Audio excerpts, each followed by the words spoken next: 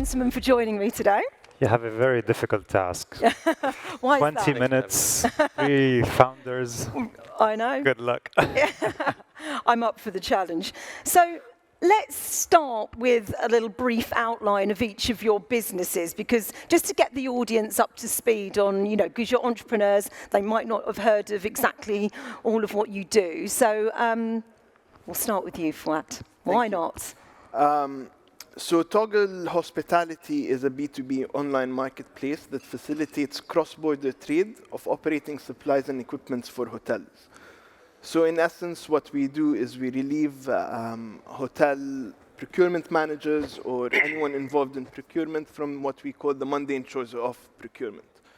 Sourcing operating supplies is a highly fragmented process, and we've streamlined the various different stages of getting goods from factory delivered on site. Okay, that was very concise, thank you. And Chris, moving on to you, can you give us a little brief overview? We're saving the environment. That's the role of the company. We're developing responsible hospitality assets that have low impact on the environment. And we go to super cool places, immersed in nature, in remote areas where every investor wants to own a project and every person in this room wants to go on holiday. So we have a cool value proposition. Fabulous. And Jalil? So inHovate is a big data and AI platform for hospitality, and we focus on picking up and integrating data from all the different sources that hotels have, internal and external, to basically put all of that together, integrate that, and provide intelligent analytics, insights, recommendations, predictions, action plan, and all of that. And as a industry colleague mentioned, he said, are you building the robot that will manage hotels in the future? And my answer was no. We're building a platform that will empower operators and owners to run their businesses much better and much more efficiently and with a lot better return on investment. So that's our objective. Yeah, so it's business intelligence, not the robot that's roaming around the hotels. Now, what strikes me, and Fuad, you mentioned this in our call, you're all COVID babies, aren't you? Exactly. In one way or another. And I think you were saying that you literally launched the day before we all went into lockdown. Did that change anything? Why did you still go ahead? Tell us a bit about, well, there was a lot of uncertainty towards the future, and we did actually launch our first product a month before the world went into lockdown, and we had our entire market dry out of opportunities. We persevered because we knew that ultimately we will, as humans, find the solution to the COVID issue that we were facing. And more importantly is we saw it as an opportunity to introduce a whole new element to the traditional procurement processes. One of the benefits of still going ahead with our venture at the time is that there was a lot of capacity amongst different members of the hospitality community to contribute towards our product development. So we did launch a product. That product turned out to be trash. So we had to rebuild everything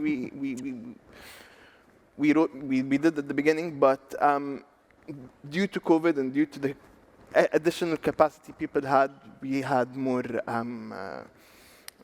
active contribution from the community. So there was an upside to COVID. I was going to say, did you feel really that it was the time and the place because things, were needed to be done online? Yeah. People couldn't meet face to face. So actually, it may have been a blessing in disguise. At the time, it was a leap of faith that we took. In retrospect, it was the perfect decision for sure. And now, as you know, as a COVID baby, we're able to weather through any circumstance that might be thrown our way. It can't get any worse than that. This is true. Yeah, no, it's interesting that if you're COVID-proof, you're everything-proof. Exactly. And Chris, what about with ENVI Lodges? Because obviously, the whole responsible tourism is not a trend; it's a movement. It's more than a trend. really COVID accelerated, didn't it? So again, was it something where it just enabled you to kind of take off even more? Yeah, just before COVID, a few years before, we started talking a lot about responsible tourism between us, some consultants, some industry peers. But we were received with a very cautious kind of reaction. And when COVID hit, the idea of ENVI started brewing in my mind, because I said, okay, the world has stopped. Maybe I should stop as well and think about what can we do for the future? What has to change? How can we drive change? And COVID for us as a company was an accelerator of basically says, okay, now it's the time to actually stop what we were doing, focus on something for the future. And we started seeing, well, the first year everyone was kind of trying to save their own, situation, so no one was really looking at us much. But as we started getting towards the second half of 2021, investors started getting extremely interested. Governments started to get extremely interested. We get support from investors, from fund management companies. We're getting a lot of support from ministries of tourism in different countries, and we started seeing that, all right, there are many actually players who need something like ENVI Lodges in hospitality, and this gave us really the tailwind to actually take off and launch a year ago here at FHS. Interesting. Jalil, what about you? I mean, was COVID a barrier or did it help? Tell us about how, your concept came about, and was COVID a challenge or not? Yeah, so interestingly, I started thinking and planning for inHovate back in February of 2019. And I took the whole of 2019 to go sort of on a crusade around the world to really fine-tune the concept and talk to technology people, data science people, hospitality, ownership groups, et cetera, to make sure that the concept was right and the product was designed properly. And when I decided to set up shop at the end of 2019, then we started development, and we were fortunate enough that we had signed already with a very important client to basically start to develop the platform. And we actually started in March of 2020. How opportune. Perfect timing. Could have taken a little less time thinking in 2019. It would have been different. But anyway, in any case, spent, I think it was 427 days between my living room, dining room, backyard, bedroom, and my home office in Ontario, Canada. So you took a vacation around your house? Well, yeah, but it's interesting how, as we say, necessity is mother of invention, and it's interesting to discover. And I was a travel freak. I would be in Dubai and with a client in Casablanca and say, hey, let's have a coffee tomorrow. And I'll say, yeah, sure. And I'll take a 9-hour flight, have a coffee, another meeting, take another 9-hour flight, and come back to Dubai. Whereas there I was for 427 days locked up in one destination. You counted those days. One place, yes. And it had never, ever happened to me in my whole life, even when I was a kid. So it's interesting what things you can do from your living room. Building a developers team in India, building a team in Dubai, in France and Germany, developing product, signing up clients, raising money, and all of that in your shorts and flip-flops. So you discover things, and people were in shock for some time. That gave us time to start development while people were still in shock. And then they realized we have no choice. Either we do nothing or we do things over the Zooms of this world and all of that. So it was an extremely humbling experience and very, very interesting experience. We discovered things that we would have never discovered. But we still managed to progress really well without the pressure of having to go to market. And so do you feel like that actually having those 427 days, do you think that really focused you and you got it done quicker than perhaps if you were jet setting here, there and everywhere? Very, very much so. So first of all, I lost everything I gained here. So that was easy because you don't have to jet set, as you said. and it does get you very, very focused, because what else can you do, besides watching CNN and Fox and and then doing what you got to do. So no, it's that's really what I think it has changed my and my colleagues' lives professionally, because I think learned how to be a lot more efficient. Sure. A lot more efficient with our time, and appreciating the time with the family. Which we tend to forget when we take planes. For sure. And today, I think I travel a little smarter than pre-COVID, maybe a little smarter. My wife would tell you that I should maybe make it a little smarter even. She might impose her own lockdown. Yeah, it's a matter of perspective. Yeah. But yeah. So far, we've heard quite a lot of positives, haven't we? But what have been the challenges? What were the roadblocks that you all faced? And were they what you expected, or was it something completely different? Fuad, would you like to go first? One of the roadblocks, well, one of the most important pillars of succeeding as a startup is finding product market fit, something I was about to discuss with Chris previously. Finding product market fit. In other words, nail it so that you can scale it afterwards.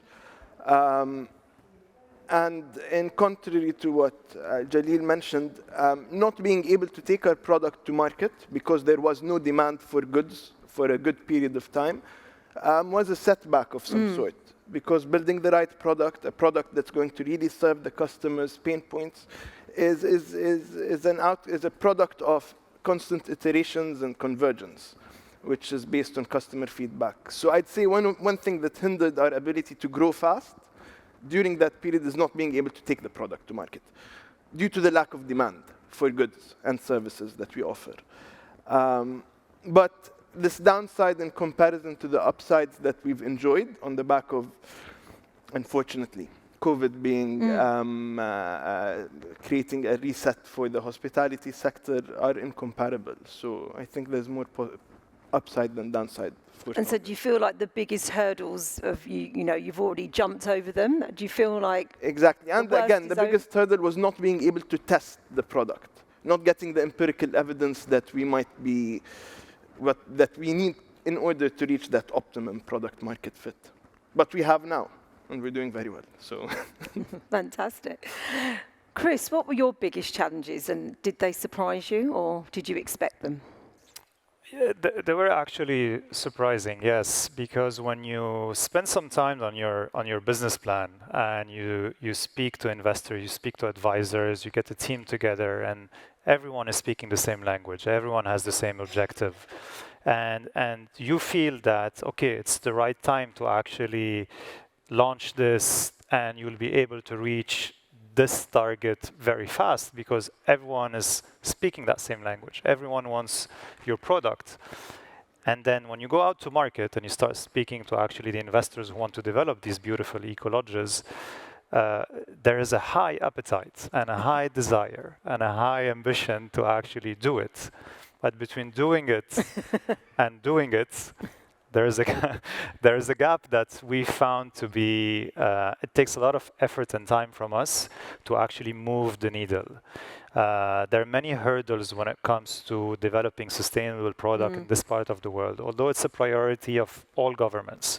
Although we get amazing support from the Saudi government because most of our projects at the moment are in Saudi. We're announcing a third one tomorrow here on stage. So despite all that support, tomorrow here on stage, don't miss it. So despite the support we get, we have to go through those administrative hurdles of securing the land, getting the financing. It's not as quick as we thought it would be, and I think once you start getting into those projects, you see that an investor wanted to do a project in 12 months. Well, no, it's going to take maybe 18 months, or it's going to take 24 months. So did you find that you were almost challenged to compromise on what you wanted to achieve, particularly in terms of sustainability, and that was a challenge? You wanted, needed to stick to your focus, stick to your guns about what your concept was about. Did that come up, in terms of what sustainability really meant and how you were going to do it? No, we are not compromising. I'd rather spend more time. I'd rather wait, but to get things done. But did you feel under pressure sometimes? And we are under pressure. Let me tell you, our standards have been vetted by a big body that really goes into detail on sustainability, and we want to achieve, let's say, 100%. But in reality, I know that on many projects, I'm going to achieve 80% or 70%, simply because of the reality of the investment, of the market conditions, of the location. And if you're going to wait to always be at 100%, then it's going to take you to a different trajectory. I think we all have to make some compromises without affecting your value or who we are as a company. That's part of growth. It's inevitable. Yeah. And Jalil, I mean, you just mentioned earlier that when you were going to market, people thought you were talking about robots in hotels, and that's not what you do. Was that one of the key challenges, actually telling people what you were doing for them to help the hospitality sector? Yeah, one of the challenges. So our approach was to start with product market fit and then develop, rather than develop a product and see if it fits the market.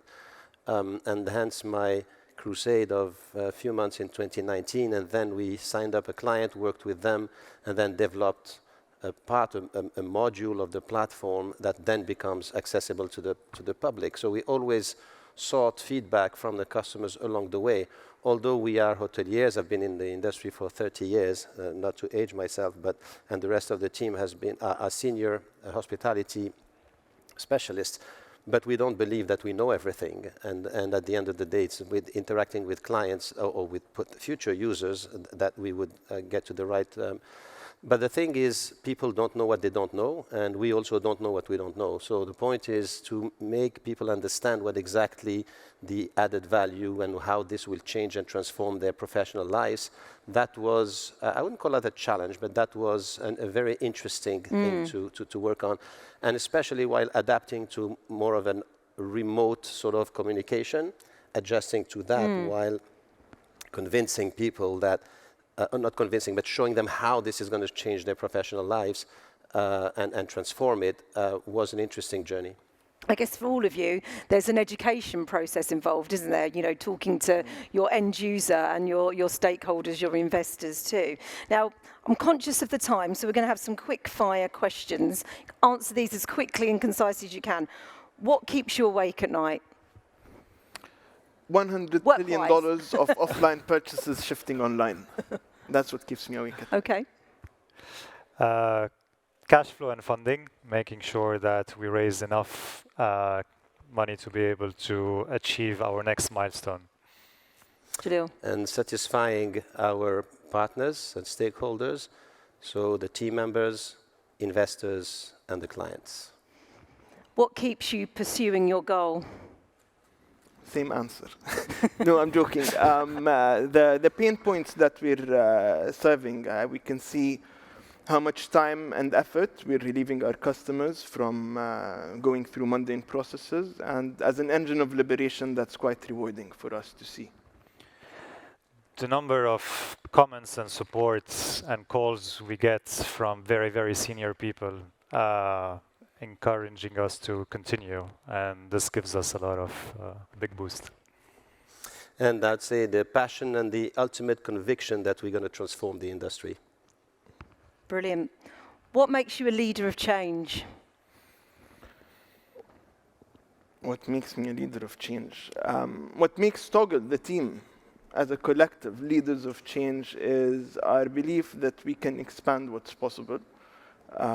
We come up with ideas which start as merely hallucinations, and we have the propensity and appetite to try to manifest those thoughts and ideas. So I think it's the courage that we have and the sacrifice that we're willing to put towards building a better future for hospitality procurement is what makes us leaders of change. Passion, in other words.